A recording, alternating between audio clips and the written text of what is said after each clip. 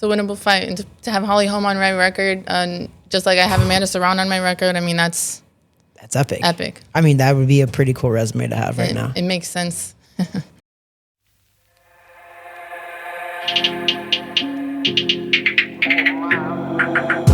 am I? I'm the greatest. Who am I? I'm getting paid. Who am I? I'm so flagrant. Who am I? Stevie Morgan, welcome to Weighing In with Travis Hartman. Thanks. I'm Travis Hartman. Thank you for having me. Of course. Thanks for making the trek over. I know you train over in Tampa. I would just realized it when we were talking to you off the air that I watched you fight Amanda Serrano. I was there for that. And I was just like, oh my, I went back and looked at it. I was like, holy crap, I was there. I remember that. And as you know, I said it to you off the air. I'll say it again. I thought it was an early stoppage. All right. It was. You were clear-eyed. You were totally fine. There was not it's Amanda Serrano, obviously, but still, I thought you had more in you. I thought you could do that. How did you feel when they stopped that fight? Yeah, I felt like I could have kept going. I think she had a good game plan just to come out and jump on me quick, knowing my first time and, in those big lights on 20,000 people. So good game plan. They had the Katie Taylor fight already set up. So I know there was already, they couldn't risk anything, 100%. there. So no cuts, no nothing, nothing crazy. No. Yeah. So when you got that call, though, like how cool is that? Because you're 18-2, 16 knockouts.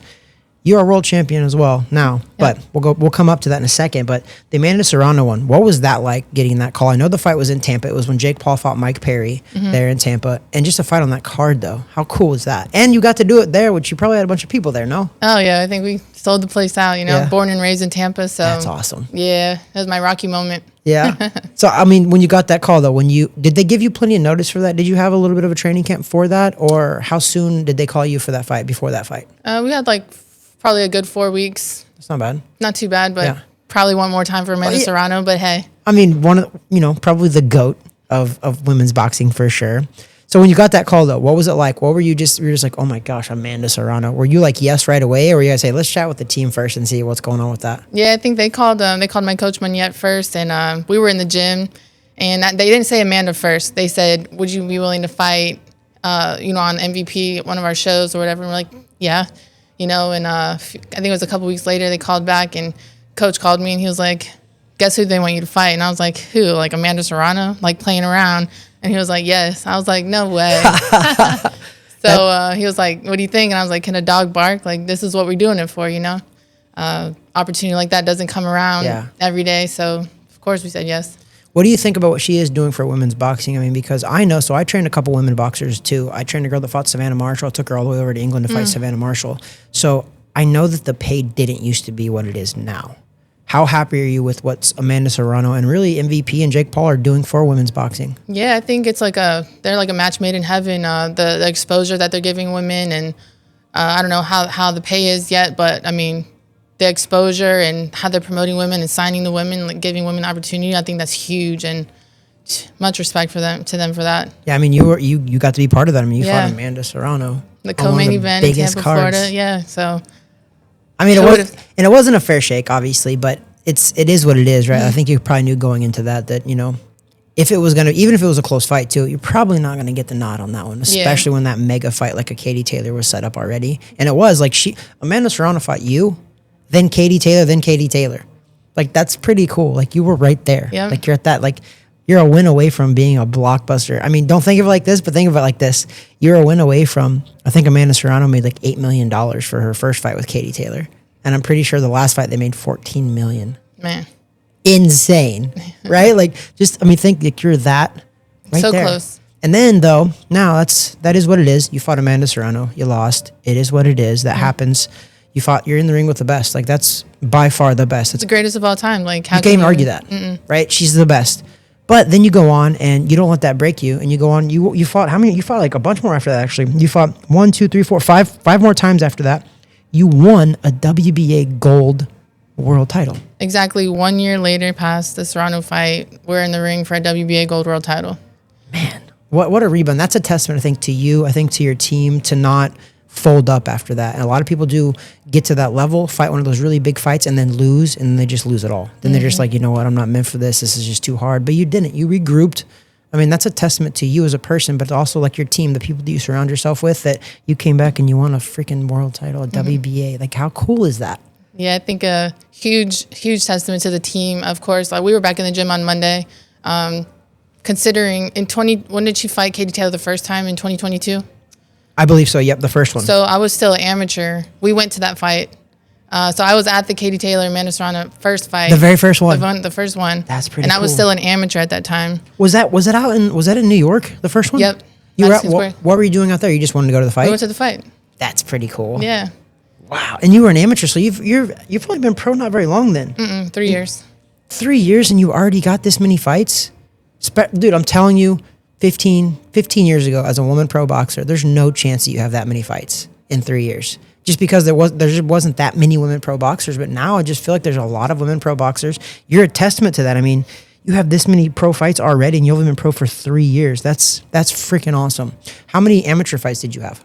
About 40. About 40. Nice. Did you ever, when you first started amateur boxing, did you ever have the dreams of fighting in the Olympics or going pro or any of that? Or did you just do it just to do it?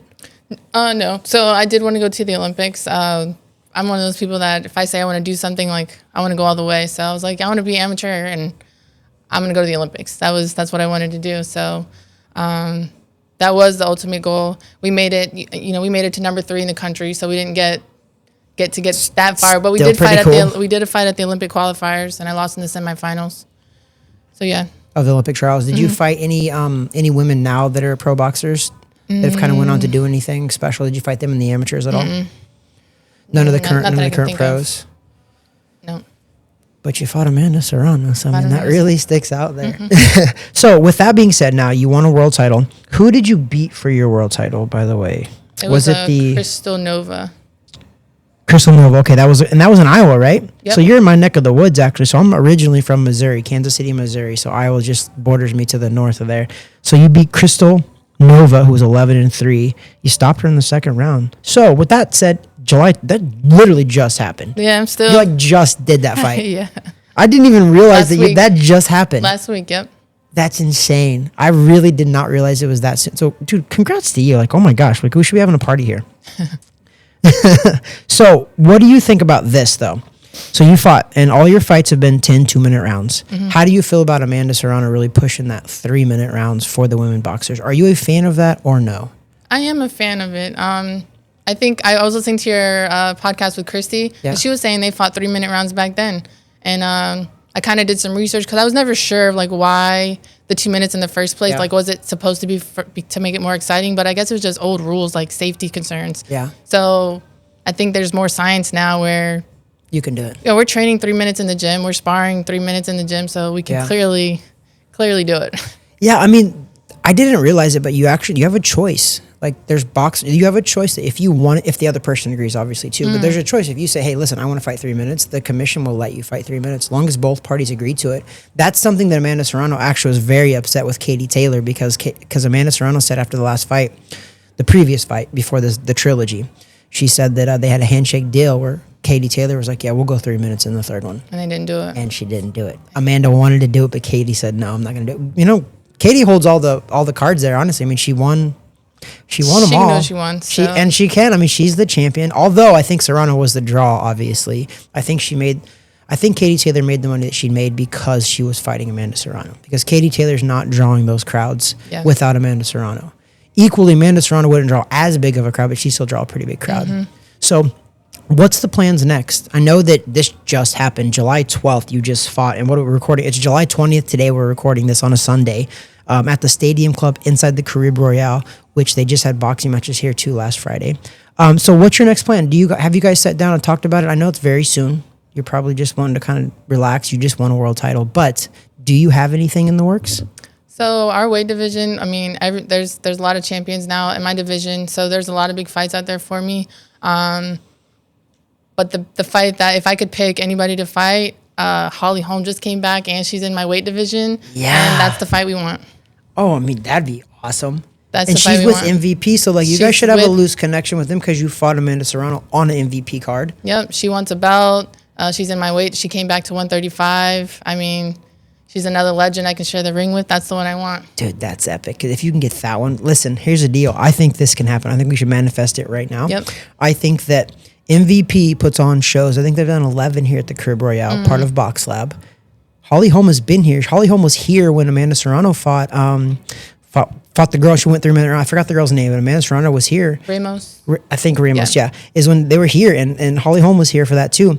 What I'm saying is MVP, the next fight they have here, most valuable prospects, I think you should fight Holly Holm. Why not? Like, you're a Floridian, you're in Tampa, you could probably pull a pretty big crowd over here, and that's a winnable fight. It's a winnable fight. And to have Holly Holm on my record, just like I have Amanda Serrano on my record, I mean, that's epic. Epic. I mean, that would be a pretty cool resume to have right now. It makes sense. And can you imagine if you beat her? You beat a legend. You beat a legend in 2 sports. Like, Holly Holm's a legend in 2 sports, not just one. Like, she's a legend in MMA, UFC. Now she's back in boxing. So, man, I hope that we can bridge that gap and make that happen. Because if that happens, I will be here for that. Because I literally live 15 minutes from here. So, like, I try to come to all the Box Lab cards. Like, that would be. Yeah, so that's the one we want. That's the one we're targeting. Let's go. The other ones are cool and all. Yeah, but that's a good one. But that's the one. So what is she fighting? What is she fighting at? 140? 135. She's fighting 135. Yeah. Holly Holm's fighting 135. Good for her. She's like 43 years old or something like that. That's good for her. Man, she's still in this kind of shape. She's still a beast. She still got it. Oh, yeah, she does it. I mean, she's never not going to have it. That girl is a beast. She looks like she stays fit even when she's not boxing or even when she's not doing MMA. Like, she looks like she's a pretty fit person. That's why I asked you earlier, though, why you got into boxing, because a lot of people just got into boxing just to be fit and to just do something cool. But you got into it because you're like, hey, I want to box people. Yeah, I wanted to compete. I ran track and played college basketball, so I've always, competed. And obviously after high school, there's not so many sports. WNBA now, though.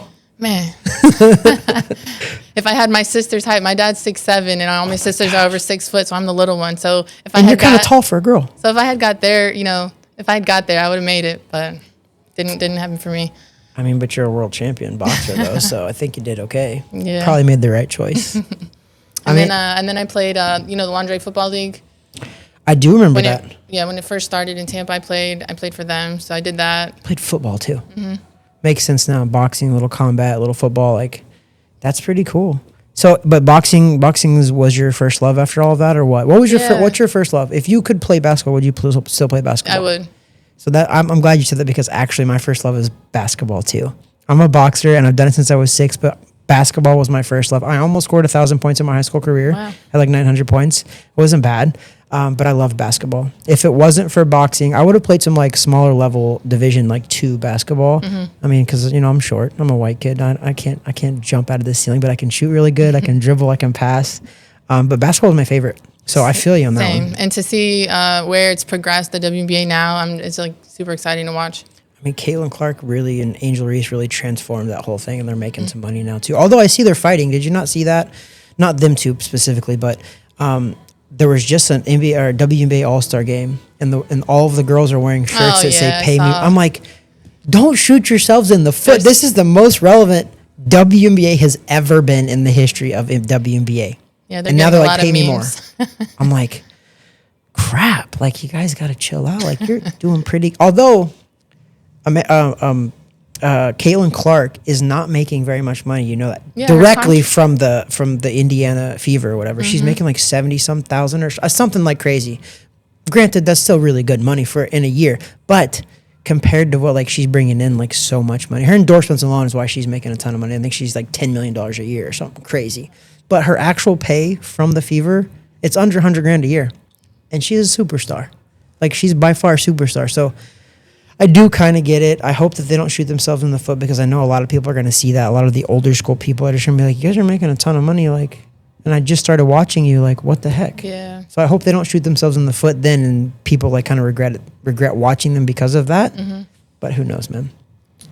I think you're in a good place though as a woman, because so my wife was a professional tennis player for over a decade too. Wow. Beat Venus Williams. She played a bunch of the greats for sure. But I think right now in other sports, it's the best. I mean, women are on the come up. They really are. In basketball now, in boxing too. I mean, boxing right now, like I said, Amanda Serrano and Jake Paul and all of those guys, women are getting opportunities now that they never got. Clarissa Shields, like she's headlining shows now. Like, did you just see? She just called out Layla Ali. Yeah, I saw. But did you see that Clarissa Shields got $15 million like guaranteed, and she's throwing it back at Layla Ali? Yeah, I hope we get to see that. You want to see it? Yeah. It would be good for. It would be. You know, we saw Jake Paul and Mike Tyson. Why not? I mean, true. It's true. It's not that I don't want to see it. I just think Layla Ali's older. Like, I mean, she's got kids and she's older. I'm like, just leave the lady alone if she doesn't want to fight. But because she did say it though. She said, I'll come out if it's a interesting enough offer. And she's like $15-20 million. So yeah, I'll get out of bed for that. I'm like, I would fight my grandma for that. And my grandma would beat me up if I didn't take that because we'll both laugh our way to the bank because I'll give her a whole bunch of that money too. So, you know what? If somehow Clarissa Shields and Layla Ali can generate enough money to be able to pay that, good for them. Good for them. And like, I didn't care about Jake Paul versus Mike Tyson in the way where it didn't hurt my feelings either way because I was like, they're making money. I think Mike Tyson made like $25 million. I think Jake made like $40 million. Something crazy. Like, you can't be mad at that. I'm not. Like, most people get mad at like Jake for that stuff. So I'm like, dude, they're getting money. Like, they're not. Jake trains his butt off too. Obviously, that Tyson fight was a little different, but they're making money, man, and people are paying to see it. Like, what do you like? Would you not do that? Of course I would. Exactly, and that's most of the people that are complaining about they're sitting on their couch eating potato chips. They're just they're jealous, I think, because like if somebody came to you and said, "Hey, I'll pay you $25 million to fight Mike Tyson," you're gonna do it. Right? Like, how do you say no? I'm a little sad that Christy Martin can never fight again. Because that would be so cool. Right? You heard her on the show, so she was like, she's been offered money to come back, but she had a stroke, and like she's obviously not in health-wise. But also, Mike Tyson wasn't in good health either. Yeah, he got approved somehow. Yeah. So, I mean, maybe Christy's wife would probably kick my butt for even saying any of this, but like, I don't know, maybe if Christy passed all the tests, maybe she could do a little exhibition type of thing too. You never know. Maybe that's another one that you can respectfully call out. Christy Martin would love to do that. You know she would. Your coach has got some connections with her too, so like that would be a cool one too. That would. So, Holly Holm is on your hit list. Okay, I'm gonna foresee this again. We're putting this out there. You beat Holly Holm. Then what? What does your life look like? What does your career look like? You're a Tampa native, right? Do you do any personal training on the side? Are you doing boxing full time? What are you doing right now? Yeah, I dedicated my life to boxing to see how far. I started my first amateur fight was when I was 28 years old. I turned pro at 33, so 28. Yeah, that's amazing. So I'm not supposed to, on paper, like I'm not supposed to even have made it this far at all. So I wanted to give it everything I can to see how far we can really, really take it. And I mean, we've made it. I think you're doing pretty far. Good. Yeah. I think you're doing pretty good. 18-2, 16 knockouts, WBA Gold World Title. That's pretty cool. I think you're doing all right. So do you have a promoter, or are you guys just kind of a free agent essentially in that realm, or you just have a manager, and is that where you guys are going with that? Yeah, are you signed with anybody? No, I'm not signed with anybody. So we did this all. Manette, he's all in one. He's the promoter, manager, trainer, everything. And his plan for me, you asked what we were going to do after Holly Holm, but that checks off all the boxes. When he first met me, he made me give him a list of my goals, and we've been checking them off ever since. So that's cool. Good for that. I don't know, why did I just hear that? What was that? That's awesome. I was chatting with him off air just now a little bit too. So you're right. I think he does seem like the guy. He's a jack of all trades for sure. Knows the boxing game. Can definitely manage you, can promote you, can do everything. And that's pretty cool to have him in your corner. But obviously you're doing well enough too that where he sees all of that and he sticks with you and all of that and keeps putting you in these big fights because his team believes in you. Or your team believes in you, which is good. You need that, right? Self-belief, but also you need a group of people around you that believe in you too. Of course. You can be putting in all the work in the gym and all that, but if you don't have somebody outside the gym working just as hard for you, you know how it is. It's just not. Yeah. It'll be hitting the bag for years. Nothing's going to happen. That's professional boxing. I told everybody, I thought amateur boxing was more of a sport. When I turned pro, I was like, it's a business. Definitely. It's a business first. It is a sport. Obviously, you can't completely suck and do okay. Everybody talks about Jake Paul. I'm just like, listen, man, is he a world champion possibly? I don't think so. But, not yet. But he works his butt off. and he knows how to sell. Like, I think, in my opinion, I don't think he disrespects the sport. I really don't. I think that because of his work ethic and what he does. So I knew his trainer for a while. BJ Flores was one of his trainers for like the first 2 or 3 years of his pro career. And BJ was like, Trav, we were bringing like Chad Dawson and guys like that to spar with him. They're like, he was taking his licks. Like, he was getting his butt kicked sometimes in sparring. And he's like, and he kept coming back every single day. And like, I respect that, because you know how hard boxing is. You're in it right now. Like, you know it's hard. Like, what Jake's doing is not easy, right? It's not. I don't like his personality and all that, maybe, but I know what he's doing, and like, he's making money. Yeah, and it's 1 + 1 = 2, right? Like, you keep showing up every day, that keeps putting the work in, the years go by, like, he's gonna get good. Look at him. He is. Yeah. If you go from the Ben Askren fight all the way to now, You can he tell. is so much better. I mean, Definitely. you can tell some of his movements now, they're becoming more natural. I mean, listen, he's getting so much better. I hope that he doesn't bite off more than he can chew and try to fight like an Anthony Joshua, like they're saying. I think Anthony Joshua hurts him severely. I do. I don't think that Jake Paul can compete with Anthony Joshua. However, props to him if he can get that fight. Like, props to him. Like, I'm not talking crap at all. My expert opinion is if he fights Anthony Joshua, he gets knocked out and he gets hurt pretty bad. But props to him if he can secure that. This kid came from nothing. He was a Disney kid. And he's already fought amazing. He fought Mike Tyson. That's pretty wild anyway. But fight a current or a former heavyweight champion in the world in Anthony Joshua, that's pretty wild. Yeah, to even be able to to even make it to that point. I mean, Didn't even make it to the negotiations. Like, they've claimed that Eddie Hearns even came out and said that Jake Paul accepted this insane purse split and all that. I'm like, this fight's actually gonna like, no way this fight's actually gonna happen. But you never know, man. This kid fought Mike Tyson. He lured Mike Tyson out of retirement, and he's 59 years old, and he got Mike Tyson to fight him. It's crazy to me, but good for him. yep. So Sometimes when people want to do something, there's no way you can talk them down. Just I mean, that's you, right? Like, you were a basketball player growing up. You loved basketball. You played those sports, and then all of a sudden you're like, oh, boxing. Can you see yourself right now that you're in the depth of all of it? Can you see yourself doing anything else? No. I think the first time I walked in the boxing gym, I felt like, dang, this is it. Like, you know, This is where I'm supposed I know to be. you know the feeling. Yeah. Oh, yeah. It felt like home, like the moment I walked in. So Isn't that crazy how it just like takes over you? So I'm going to bring this up too. I bring it up every single person coming on the podcast. You can answer it however you want. I like honesty, so that's it. I talk about God and people's belief in God. And do you believe? of course, I mean, there's no way we'd make it this far without the man upstairs. So I love it. Good. I'm glad. I say it every time. I'm like, nobody's told me no yet. I don't know how I'd react because I believe in God. I think that I wouldn't be here where I'm at either. I'm a skinny white kid from Missouri. I fought in Madison Square Garden. I fought on HBO. I fought on ESPN. I fought all over the world. I wasn't supposed to do this stuff. Yeah. Like, I just wasn't. Like, there was stuff that was meant to be. It wasn't even in my family. I was the first of my family to even do it. So, like, I know it wasn't meant to be. So I'm glad to hear that in your case, you believe the same thing too. So that's awesome.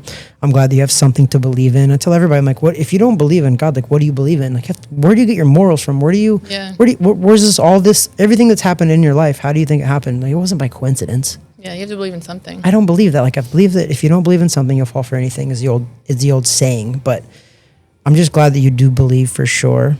Thank you for making the trip over here too. Like, it's been fun. We're not done yet for sure, but it's been fun. You said you listened to the Christy Martin podcast there. What do you think about, I asked this question to her too. What do you think about men trying to fight in women's sports? Can you imagine yourself fighting a man? No.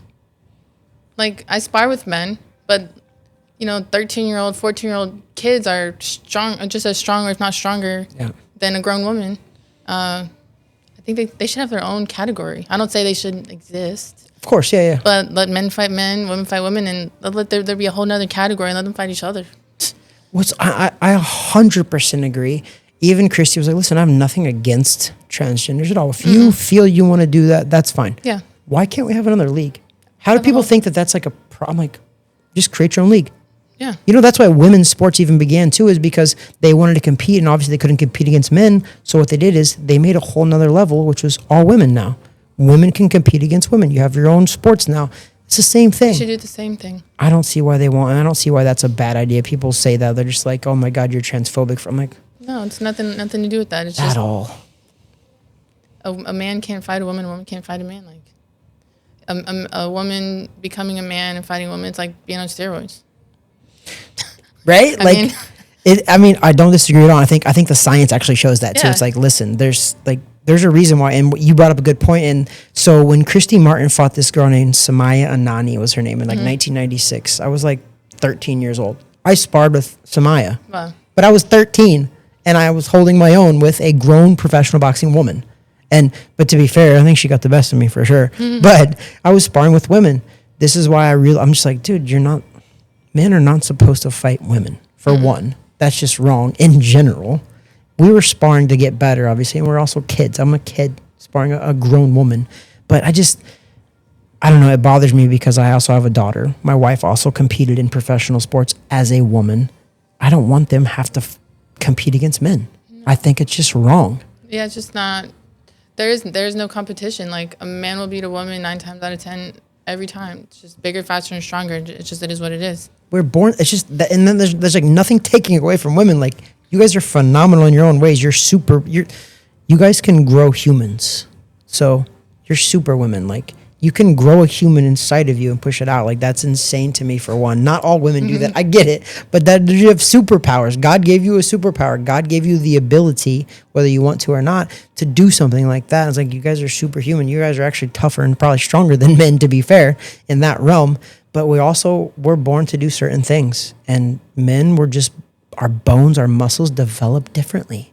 There's a reason why men have more testosterone. Testosterone builds muscle. Testosterone builds everything, strength and all of that. So, like, yeah, I mean, I spent too much time on it already. It's okay. It's definitely silly, but I don't know. I have a daughter and she's going to be an athlete one day too. And like, I don't want the world for her to grow up, and she's 3.5 years old. And like, who knows down the road, people are trying to normalize it so much. Now I'm just like, I want to get it right now and be like, no, this is not right. And like you said, I don't think it's fair to say it should be banned, but they should just have their own category, a whole new category. I don't see what the problem is with that. Yeah. If that's such a big deal, like, I don't understand that at all. I'm like, listen, do what you want to do. Fight against another transgender, whether it's a male, female, just fight against another one. And then that just kind of checks all the boxes off the list, right? Like, you don't get special privileges. But yeah, if you want to do this, then you have to do this in your own category. Christy said a similar thing, and I actually don't disagree. I know there's not a lot probably out there that want to do that, but I'm sorry that if you made that choice to do that, then that's what it is. So going back again a little bit, you fought Amanda Serrano in Tampa on a really big stage. Awesome. Then a year later, you won a world title. Actually, a year later, we're talking Today, July 20th, a year past the fight. Also, like a week ago, you just won the world title. Yeah. Yeah. So that's insane. Almost less than a year to the day, you lost to Amanda Serrano, and then you won a world title. What a bounce back. Yeah, we Team Manette came up with our Vengeance tour, and it was like a Vengeance tour. We went on a Vengeance tour, and it was every fight after the Serrano fight it's either win or retire. It's like, if we lose another one, that's it. So we had it was a 5-fight plan, and here we are. I mean, I think you're doing pretty good. We did it in 4. Yeah, you're 1, 2, 3. Yeah, it was your 4th fight. Your 4th fight post Amanda Serrano. And the women that I fought post Serrano have been the hardest of my entire career, aside from Serrano. So I think my first fight back was a durable opponent. Fought Cecilia Brækhus, fought some other world champions. I just fought Liliana Palmeira, a former 2-time world champion. And so I'm looking at your record right now, and you fought everybody. Like before Serrano and then post Serrano, like, this has been the hardest of my career to date. I mean, that's pretty amazing. I know who Cecilia Brækhus is. I actually fought on an undercard of hers in Germany. Wow. Like, she's legit too. And you fought a girl that shared the ring with her. Like, that's pretty awesome. I'm literally, you haven't fought a girl with a losing record for a hot minute anyway. The closest you came was 2023, and she had an even record. The last time you fought a girl with a losing record was 2023. But you also just turned pro. Like, you've been pro for 3 years. It blows my mind. You turned pro in June of 2022. So you literally just celebrated your 3-year. Yeah, literally. Oh my gosh. And you already fought Amanda Serrano after being pro for 2 years. Yeah, like, who can say that, in 3 years of being professional? I know there's women still that have been boxing their whole life, waiting for that fight. And I'm just appreciative and grateful that I even got that opportunity. Yeah, I mean, I feel like you've relished it. I mean, you've done awesome. You fought her, you lost to her, you fought right after that, you fought again, then you fought for a world title. I like the Vengeance Tour for Stevie. I like the nickname of that, the Vengeance Tour. Yeah, we didn't even take any days off. So the Monday after the Serrano fight, I was back in the gym, and we haven't taken one day off until just this fight. So we went like hard, like a real Vengeance Tour. Like we were on our get back. I mean, I like it. So will you still call it the Vengeance Tour or the Vengeance training camp if you can land a Holly Holm? I don't know. I don't know if that's I think Vengeance the Vengeance anymore, Tour is is it? over. I think we're on the, what would you say? Final chapter, legacy tour. I don't know. Don't say final chapter because you got plenty more. So we'll go like you're just next chapter. Mm-hmm. We'll go next chapter, not the final chapter. Next chapter. I like that one a lot better. We'll find a name for it soon. Good. I hope that you guys let me in on that too when you guys get your next fight. If you get the Holly Holm fight, I mean, I know some people too, so like maybe we'll put in some good words in there. I think we've talked about it on the podcast here, so hopefully the people that need to hear this because that's the one we want. Holly Holm, Stevie Morgan, sounds pretty good. The Vengeance Tour, no, the Vengeance Tour is over, but I don't know, the Redemption. No, we need something better than that. Even like I don't know. It'll come. Yeah, it'll come natural. Let that come naturally. You don't want to force something like that. So, Stevie Morgan, 18-2, 16 knockouts. You're born and raised Tampa. Yep. You don't see a lot of born and raised Floridians. Most of them are transplants. I'm a transplant. I've been here about a decade or so. Your coach is a transplant as well. But you're born and raised here. Yeah, it's a rare now. Yeah. Nowadays. You love it? I do. Do you think you'll ever leave? You think you'll ever leave Florida? Oh, yeah. Yeah? I lived in Vegas. I came back, and I'll live anywhere. What did you go to Vegas for? Did you go to Vegas for boxing or no? Yeah, for boxing. Okay, I mean that makes sense. Vegas is still, I think, it's the fight city, man, for sure. There's still a ton of gyms out there. There's still a ton of big fights. I mean, just this weekend they had big fights. Speaking of which, did you watch it? Did you watch the Manny Pacquiao fight? I did. What'd you think? He surprised me.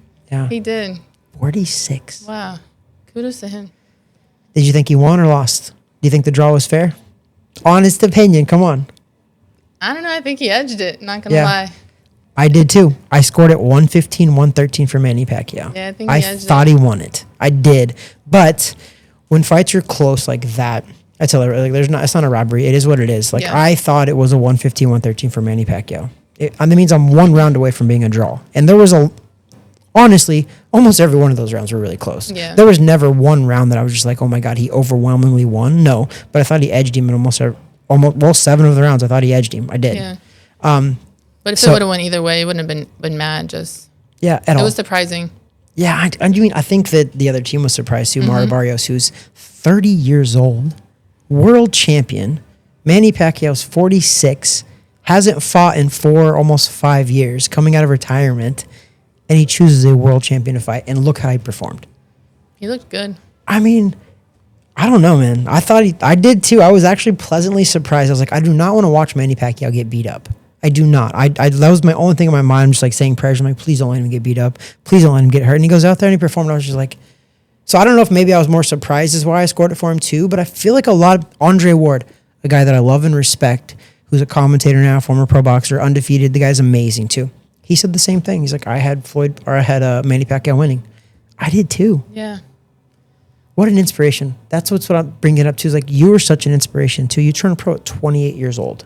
No. Or you started boxing at 28, turned pro at 30? 33, 22 would be 33. Jeez. So like, what an inspiration to show people like, hey, listen, doesn't matter where you start, doesn't matter when you start, just start. Yeah. Most people, they always say that the heaviest object in a gym is the front door. Walking through that door, because once you get through there, like, you're going to do some work, right? But get through that front door first. That's real. I mean, it's so. Has Manette been your trainer from the amateurs to the pros, or once you turned pro, you were with Manette? So he's been with me, he's been with me since my first amateur fight and before, but I had another coach named John Casella who kind of like started me out a little bit. That he's what got Manette's attention to even be willing to train me. Yeah. So yeah, he's been with me since my first amateur fight. We have a picture together and raising my hand. Awesome. And been with me ever since. So he believed in you, obviously. So that's, I mean, it was meant to be. So I love it when people stay with coaches forever. My dad was in my corner for my first ever amateur fight. He was in my corner for my last pro fight. Like, we've added people along the way too, but my dad has been the staple of it all. And I just love that. I do. I think that in all sports, I think you need to have a good relationship with your trainer in boxing, because you can get hurt. You can. So you need a coach that you trust and that you believe in, because you're going to battle. Like, you're doing it by yourself, obviously, yes, but you have a team back there that's helping you more than anything too. Mm-hmm. So, like, the trust is definitely needed. And I guess you wouldn't really know because you haven't been with another trainer or not, but I've seen it in a lot of other pros where just they switch trainers like they switch their underwear. Yeah, we see it and all the time. And it's not good. Yeah. I mean, look at guys like Canelo Alvarez. He's been with his coach too from the beginning until now. Same thing. And look how successful he is. Mm-hmm. And I just feel it means so much more, when you do it together. When you get to the top and then you see the guys switching around. I know maybe they think they're missing something, but I mean, to do it with the people that were there from the beginning, there's nothing that feels better. I think it's psychological. I think a lot of these guys, I mean, Deontay Wilder's a prime example. Deontay Wilder loses, undefeated, gets demolished, knocked out by Tyson Fury, changes trainers after 38 or something pro fights with Mark Brayland, who is a great coach, by the way. And then all of a sudden he switches, he needs something new. I'm like, dude, it wasn't your coach. Mm. It wasn't. Sometimes fighters need to hear that, I think, too, because it wasn't his coach. His coach was phenomenal. And then he switched trainers, and then he switched again. He just had a comeback fight. He's got a 100% new team again. Yeah, he sure did. So it is what it is. And, like, listen, I have nothing against Deontay Wilder. I'm just saying that call a spade, and that's a spec for sure. Like, Mark Brayland was a great coach. Deontay Wilder did not lose to Tyson Fury because of his coach. Okay, give Tyson Fury some credit too. Like, Tyson Fury's a phenomenal talent as well. Like, maybe you just lost that fight. Yeah. That's it. Like, sometimes the guy's better than you that day. We saw it last night. Tim Tszyu fought Sebastian Fundora. It was a rematch. And Tim Tszyu quit on the stool. Yeah. But when he came out, he gave credit when credit was due. He's like, Fundora is the best in the world. He's like, what else do you say? I'm just like, yeah, and he's correct. Like, I didn't expect that either out of Fundora. I did not. I actually thought Tim Tszyu was going to beat him. Mm-hmm. Tim Tszyu was the betting favorite in Vegas. And Vegas doesn't get those wrong often, but they got that one wrong. Fundora came and showed out. Man, he was.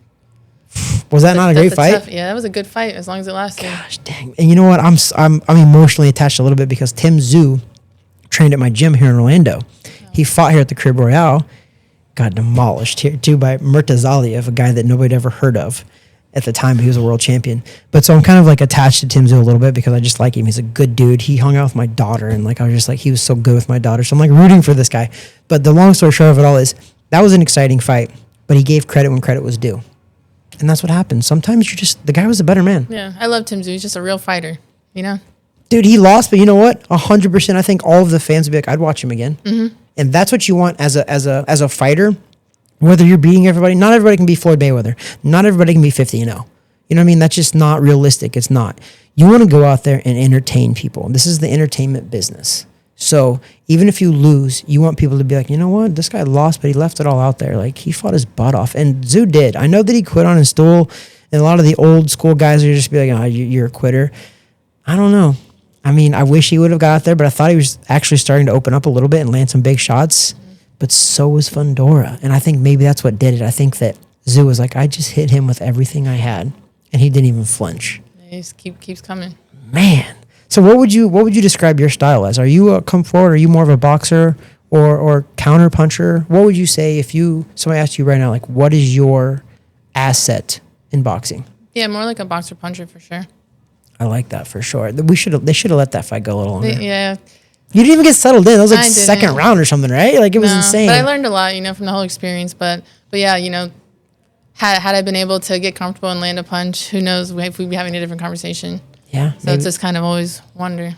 You probably would have ruined the trilogy and the rematch of the Katie Taylor fight. So we should thank you for that, actually, then. Because then we got the rematch and then we got a trilogy. And the trilogy wasn't as exciting, though. Yeah. The rematch was. She had the rematch right after you, though, I think. Mm-hmm. Yeah. The rematch was crazy exciting, too. So maybe we should thank you for that, too. I know you lost, but, like, we should thank you for that because that rematch doesn't happen if you beat her at all. So if they don't stop that fight early, that rematch doesn't happen. Exactly. She might have to rematch you. I'm pretty sure that was the plan. Yeah. I mean, listen, watch the fight back. I watched the fight many times. I'm not being biased because you're on the show. I'm not. I watched that fight back and I was just like, that was super early. And like, I know Alicia too, the referee. I know her. Like, she does amateur boxing stuff too. Like, she's a good person, but that was early. I mean, that was really early. Like, you could see that you were clear-eyed. Yeah. Like, you could see that. I mean, it was a close-up on you, and you didn't take a clean shot. Not a real clean shot where I was just like, I don't know, man. Yeah, you see I was still standing, so. It is what it is. You lost it. It is what, I've been in a lot of those too, where just like, it is what it is. We lost. We moved on. You didn't let it define the rest of your career, which is awesome. You redefined the rest of your career on your Vengeance Tour. We need to come up with a name for the next chapter for sure. But, all right, I think I've kept you long enough, but I appreciate you coming on the show. I hope to God that we can get a Holly Holm versus Stevie Morgan, because I want to be like, the Weighing In with Travis Hartman show is a great matchmaking show. We can make great matches and they actually can happen. So hopefully that happens. We said it out loud, so it's going to happen. We put it out there. I mean, I'm a big fan of putting it out there into the world, and it comes back. It does. Whether it's your next fight or one down the road, who knows? I know that there's a WBA convention here. It's in December, and they always have boxing matches during the convention too. Mm. What better way to have the WBA World Champion fighting on that card at the WBA convention, at the Carib Royale? I think it could happen. I don't see why not. I don't see why not. I'm sorry, Coach. I'm not overstepping my bounds. I just think it would be awesome. So if it works out, I hope it does. But Stevie, thank you so much for coming on the show. Again, Stevie Morgan is 18-2, 16 knockouts, fought Amanda Serrano as well, but also just won a WBA World Title. Congratulations. Thank you so much. Of course. Hope to have you back sometime soon too. For sure. You guys get any big announcements, you got to come back on here for sure. God bless. Anytime. Thank you.